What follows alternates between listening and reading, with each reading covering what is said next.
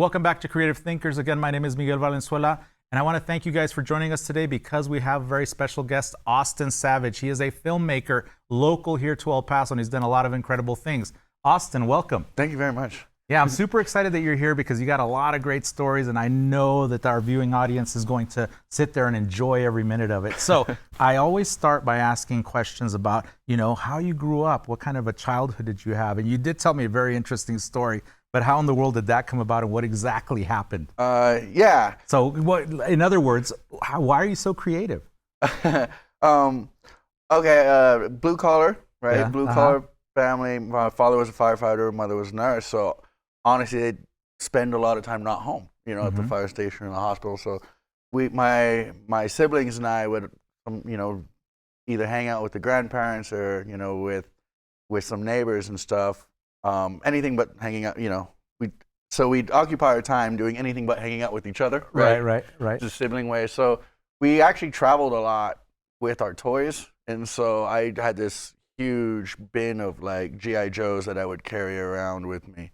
And they were like my comfort, no matter where I was at, I could just play with my G.I. Joes. And the first time I can ever recall like being creative was, 4 or 5 years old, around that age, and just setting up scenarios with my G.I. Joes, One specific scenario you want to talk about? Yeah, well, even at a young age, I was always inventing like love triangles because the G.I. Joe action figures, it's very male dominant, and there was only one female in Cobra and one female in the Joes, and so like I was always inventing some scenario where somehow I don't know what was going on in my brain, but they were always either infighting or fighting with each other because Destro had a crush on Lady J or some terrible. It was always some terrible like thing going on. Yeah, some love-based plot. And in my head, when I would watch the cartoon shows, that was why they were constantly shooting at each other because they were prevented from their love interest. The unrequited love was what was causing global war. So. I love that because I think that that's what, I guess, compelled you to do what you do today. And it was kind of a beginning of some sort, right? You thought about backstories even as a child. How does that work into what you're doing today? Because you started out acting, right? Yeah. Yeah, I was an athlete mostly growing up. A lot of time playing sports and all through middle school and even in high school. And then only after finishing high school did I not literally, but did I fall into performance, and there was interesting enough, there was a friend of mine who wanted to take an acting class, and she didn't want to enroll alone. So you were following a love interest at another unrequited. No, she didn't want to enroll alone, so I enrolled in the class. I took an acting course, and then I was sincerely wary. I'd taken one acting workshop prior, and I didn't enjoy it, and I didn't kind of like the operation of it. So my plan was to just go with her, make sure she was comfortable, and then drop the course and do something cooler. Then what happened? And then the professor for that course, this was at UTEP, man, he and I just like clicked like from like day one. He was just a super cool guy. Everything he said spoke to me. He was talking about things like discipline and collaboration, and again, coming from like a sports background, I was like, those were terms I could understand. And the basic idea of that, all you really need is vulnerability and a certain sense of imagination. And even though I may not have pursued a lot of creative passions in my youth, I can attest to having imagination, because even when I was in the backyard practicing jump shots or swinging a baseball bat, there was always something fantasy in the back of your head. The fantasy of like, it's the 7th game of the World Series and there's 2 outs, and I think even a lot of times when we see kids, in athletics practicing, they're always practicing or imagining the scenario, where they're the hero, they're the game-winning basket. And that's true, because I think that a lot of people don't understand what that is. And then when it clicks, then they use that to their advantage. They don't understand that the inspiration can come in any form, right? I watched a movie. I watched a movie about baseball, and I remember, bottom of the ninth, and he's got to hit the ball, right? Right. I can put myself in that scenario, and if I imagine it, then I may be able to do it.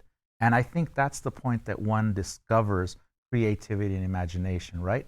And that's kind of where you got it from? Yeah, I mean, honestly, I started with acting, and to this day, even 20 years later, I still teach acting, both locally, online, all that stuff. And one of the first things that it's important for performers to understand is the idea of to be a good actor, you're essentially returning to the state you have as a child that is kind of socially conditioned out of us. Right. In which way? Because that's one of the things that I teach my students too. I teach them that if we are able to think back as a child, we were these little sponges that really accepted this idea of creativity, but then we were taught to a certain degree to kind of push that away. It's not important for us to be these creative creatures. It's important for us to kind of just continue being in that kind of, that cog in the wheel that kind of keeps going and going and going. How important was it for you to have that understanding that I don't need to be that? I can be somebody more creative and do something outside the box, a little bit different. Yeah, I mean, it's essential, and it's a thing that I myself, I don't want to speak on behalf of everyone, but it's something that most creatives I've talked to who are truly honest talk about. This idea of battling your own self-consciousness, your own self-editing mechanisms. Yes. You're your own worst critic, for sure. Oh, for sure. I'm always way more fascinated by someone else's pitch ideas. When they come up with an idea for a film, I'm blown away by how awesome it is. And then every idea I come up with is absolutely terrible, and I can't, and it's boring and horrific. And but yeah, I think that's the deal. It's like we were referencing the G.I. Joes earlier, and I was 6. I didn't know any better, and that's why we were chuckling about it, because it's kind of adorable and cute because it's uninhibited. Right. There's not a lot of logic to it, but it's okay because it was invested in, there was it sounds crazy, but there's a lot of passion involved. And I think that's the key word. It's okay, Right. Okay is a good way to look at it, because a lot of people limit themselves, right? So you being okay with that, how did that kind of move forward? Yeah, and I really like what you just said about moving forward. I think that's essential. And again, as someone who teaches acting and is now writing myself and trying to help other people write, particularly with the writers that I'm working with, right, helping them develop their own stories. There's this period where their self-consciousness forces them to stall out, and the self-consciousness comes from this battling, right, of confidence and this crisis that what they're doing is not amazing. Right. And so they're just like, it's not. There's this internal pressure, I think, that a lot of creatives put on themselves, where we're writing our masterpiece, we're painting the masterpiece, and so like this 10 pages has to be the greatest 10 pages in American history or something, I have to ask, I wonder if some people that aren't creative, if that deters them. If I don't create a masterpiece, then I'm just not going to create anything at all. I know I battle this a lot, and I know some other people do. And when particularly, again, I'm more familiar with writers. It's like, did you get any writing done today? And man, I didn't. And the whole running gag is you just stare at the page until your forehead bleeds, and then blah blah blah. Come on, writer's block. Right, writer's block, all that, and again, it's exactly what you're talking about. The pressure of just knowing that I'm progressing, right?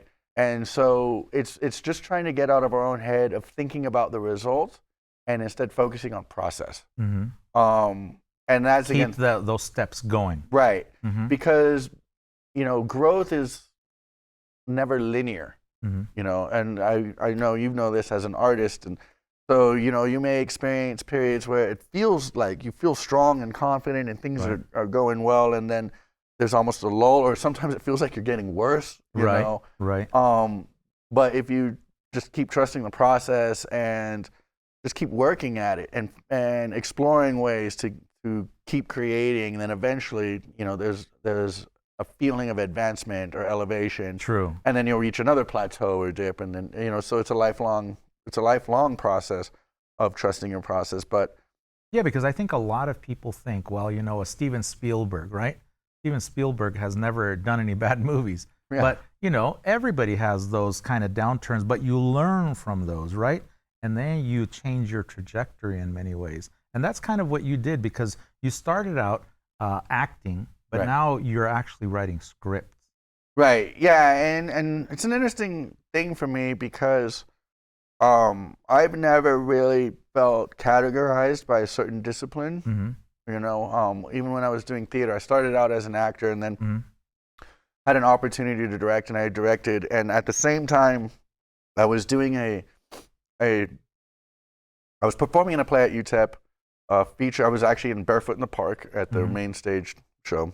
Mm-hmm. So I was performing in that, and then I had just written my very first play ever. It was a 10-minute short play, and then I was directing another 10-minute short play as part of the same sequence. Okay. So there was this period where I was acting, and I'd only been doing it for about a year and a half. The acting portion. Right, the acting Uh-huh. portion. And then I was directing and writing for the first time.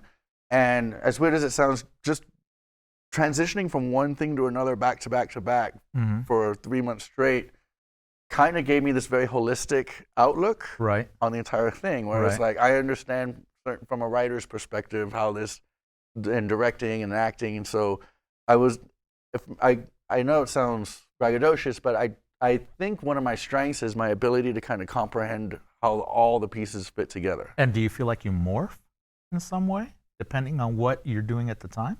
Yeah, honestly, it does, because I remembered how much my acting changed as a result of being conscious of things like the script, you know? It absolutely would, right? Yeah. Because to a certain degree, you have to have that flexibility, right? Right. And that flexibility then will also compel you to do other things, think differently, and maybe even write differently. Exactly. And Yeah. so so I was, you know, kind of doing these three things, and, you know, fell into directing more because it's actually a less competitive field than acting, right? And Too many actors? Too many actors. Yeah, and directing was just a thing where I was doing it and receiving more acclaim for it, and that's how I ended up at the Kennedy Center. The Goodman was as a director. Okay.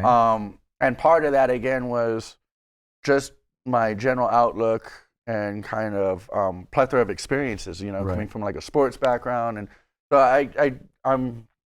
I have this ability to kind of pull from various sources. Right. You know, I'm kind of an eclectic person, so some people understand music and some people understand dance and sports. Right, right.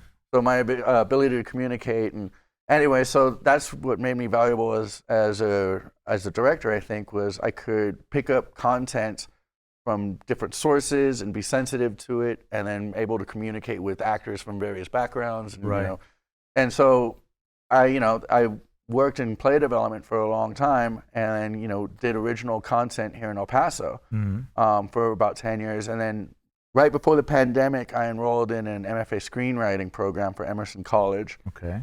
and it was actually a low residency program. So we would do these intensive workshops in Boston, Mm-hmm. and then the rest was online. So my second semester is when the spring, you know, the pandemic kind of shut everything down. Right. But I was essentially in an online MFA program anyways, so Mhm. it kind of it worked out. You know what I mean? It didn't interfere with my.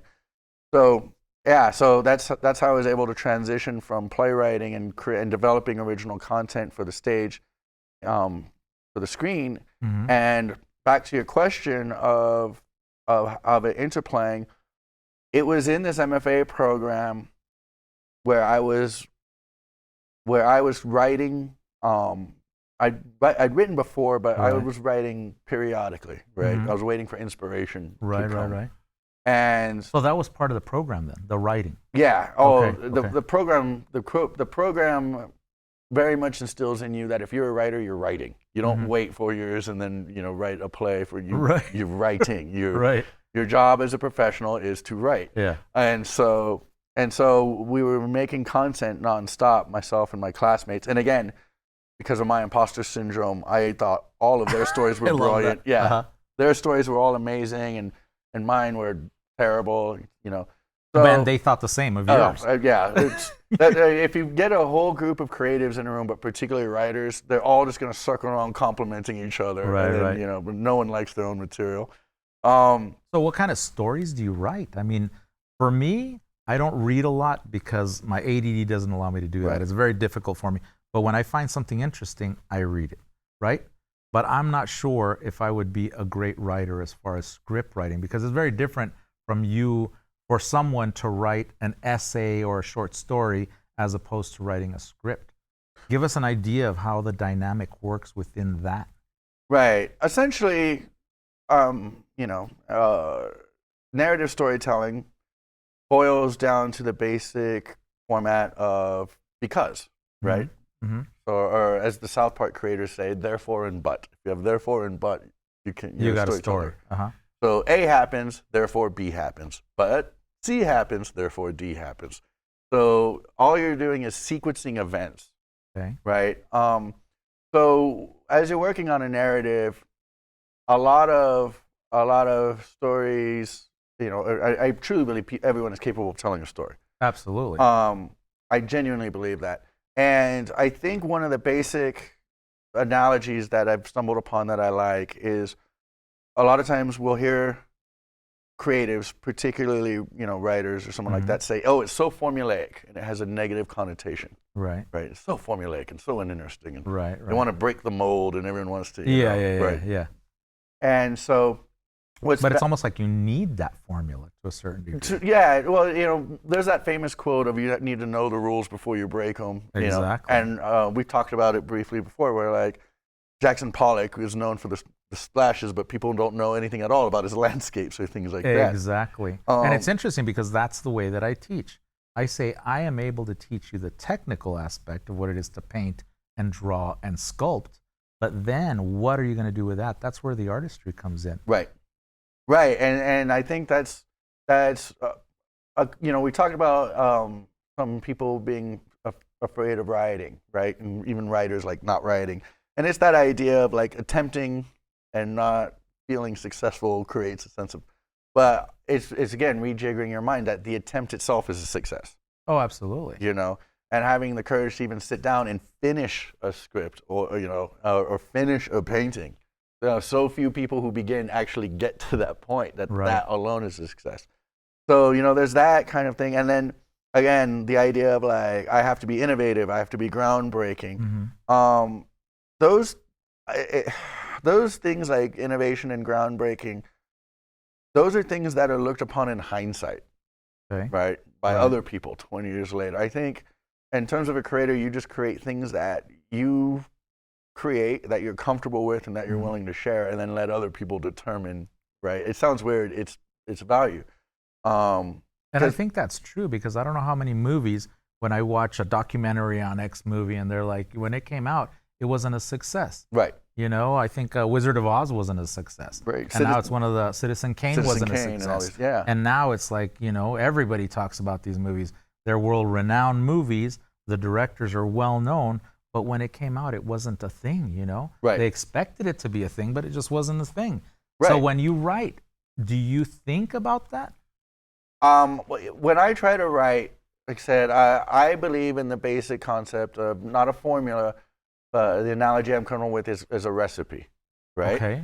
So I try to think of storytelling in terms of there's a recipe here. Like the right ingredients. Right. So like if you go to a restaurant and you ask for a burger, you should provide a burger, right? You know.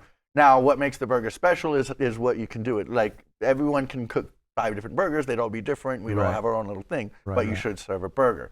So that's the idea, is when some people are like, you know, I don't want to be formulaic, that's fine, but you still have to provide people what they're looking for.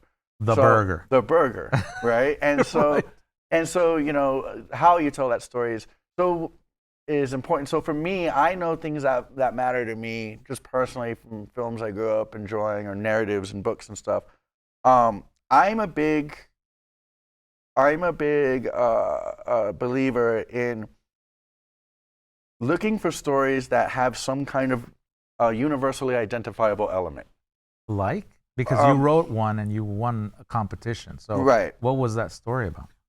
It was a story inspired by a character my friend Roland Esparza came up with about a luchador from El Paso who leaves wrestling and takes up music. He pitched the idea, and then the idea slightly altered, as he and I co-created it. But it's called El Pavo Bravo, and that's basically the idea: is a luchador leaves wrestling, pursues his passion for music, and tries to rekindle a relationship that he damaged, a love interest that he damaged 20 years ago, all the way back to G.I. Joe's again. So I love it. So there's always a connection. Always a connection. But one of the things that Roland and I were talking about in the writing of it, because I did an outline, and I was like, here's the basic outline of the film. Here's the recipe for the burger. Right.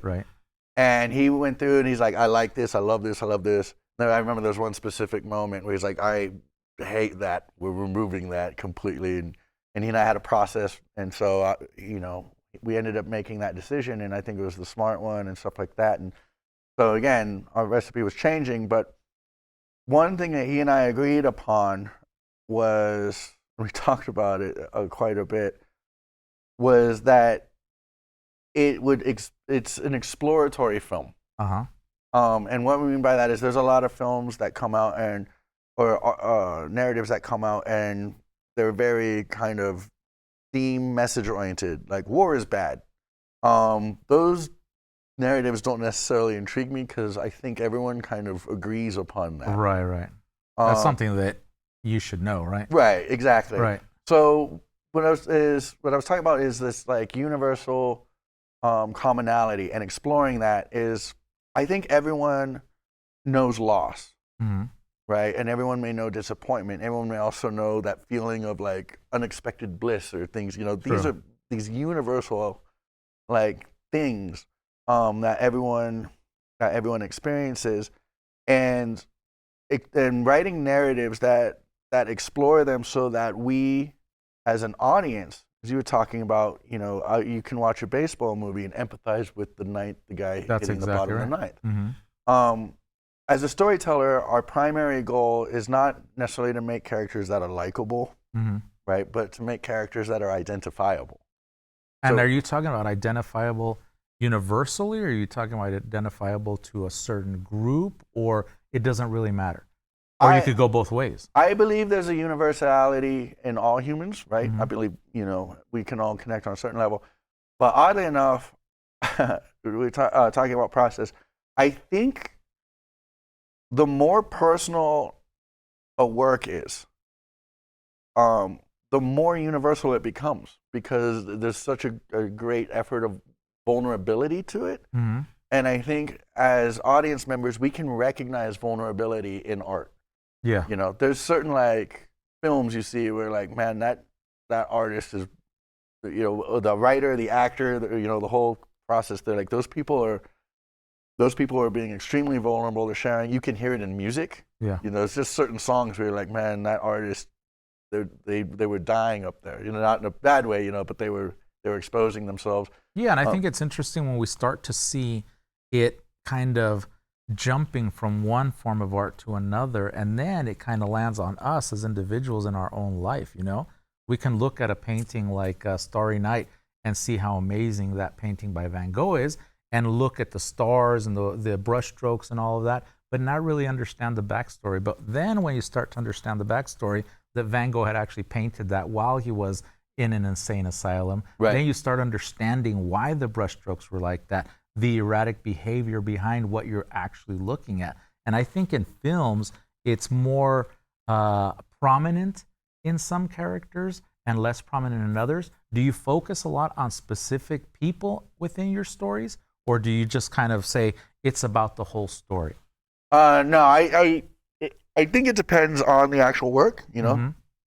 Sometimes different works require different approaches, but I will say this: I again, as part of my whatever burger recipe, do believe that there is usually a central protagonist that you want the audience to identify with. So and the story surrounds them. surrounds them. So like even though Alice may enter Wonderland, and Wonderland is full of all these amazing, vibrant characters that everyone remembers, we're still It with is Alice about Alice. because she's our surrogate. She's the one that we are identifying with. She's our guide through the Wonderland. Yeah. Makes sense. She's no one through the Looking Glass we're familiar with except Alice. So we're experiencing through her. So I think even in narratives where you have large ensemble pieces and secondary characters are always amazing and exciting. That's another joke in writing. Is like, I can write all these great secondary characters, but my protagonist is boring. You know, and that's true. Yeah, That's pretty crazy. It's a challenge to keep them. But I think the main goal I look at in storytelling is again that idea of looking for these universal components. So like for the idea of Pavo, right, the wrestler who leaves wrestling to pursue music.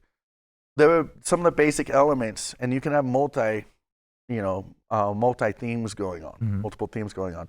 So there's the basic idea of like he was feeling unfulfilled. I think people have felt that at a certain time, even though he had a certain degree of success, right? Right. He was, and dealing with that whole idea of being fulfilled, I think it's very important for the viewers who are watching us to understand the creative process and how important it is for that to be incorporated into their daily life.